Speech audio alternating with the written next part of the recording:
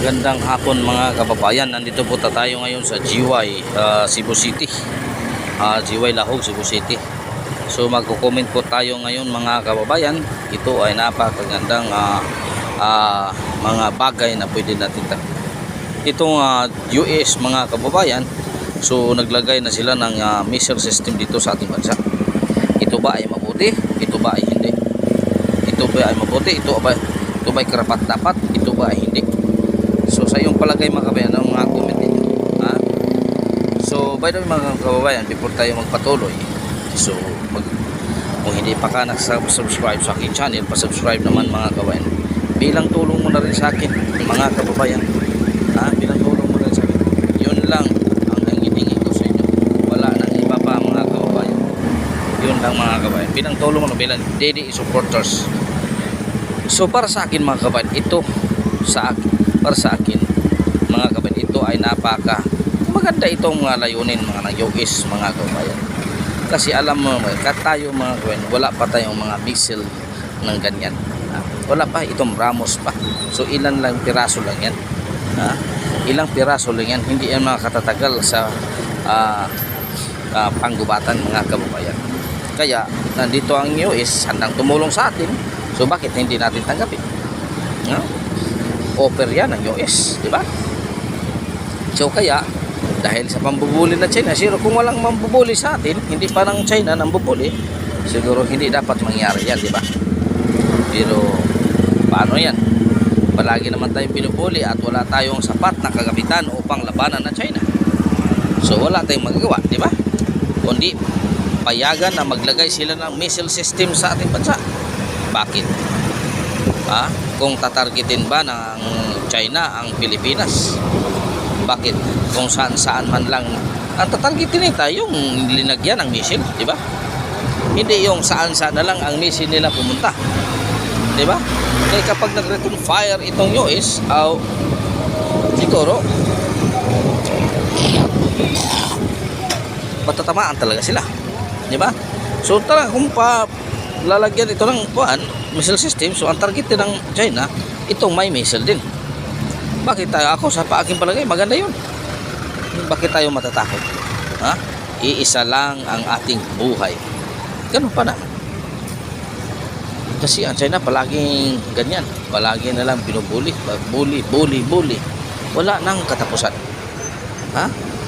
Kaya dapat lang siguro magkaganyan para wala nang bumubuli sa atin, di ba? Sa ganitong paraan mga kababayan,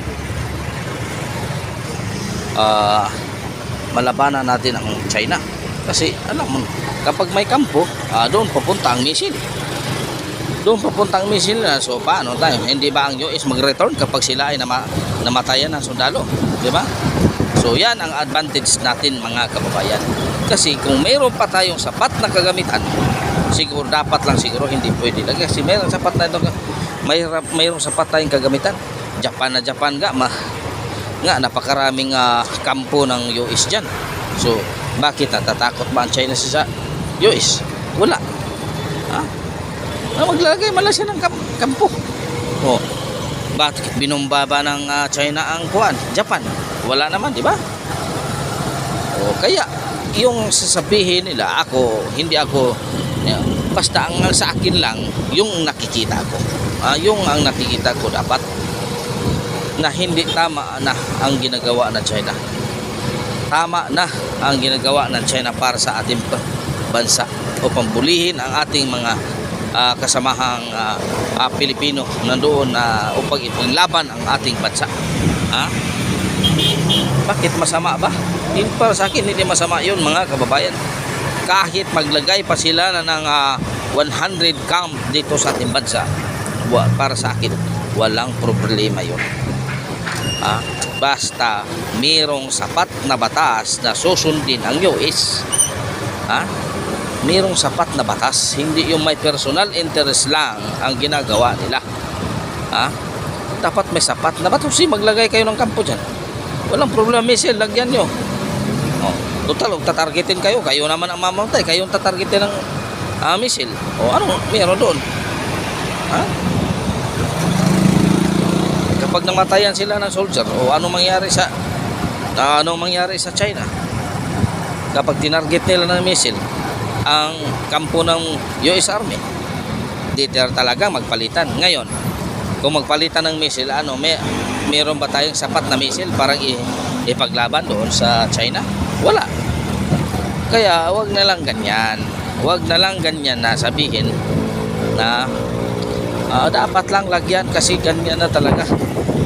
Kaya kung nagpatotoo pa ang China na totoo silang kaibagan, o bakit sila mampudi? Bakit nila ang kinin ang bansang ang karagatan na hindi sa kanila? Diba? Bakit la ang kinin? So, meron pinaplano ang China.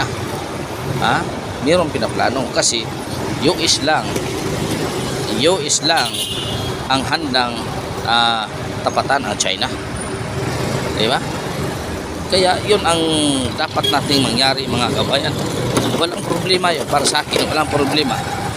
Lagyan ng missile system ang ating bansa. Kahit 100 pa yung missile system ilagay niyan, walang problema para sa akin. Total, tatargetin yan. Yung missile system, kung saan nilagay yung missile, doon naman natatarget nila, di ba?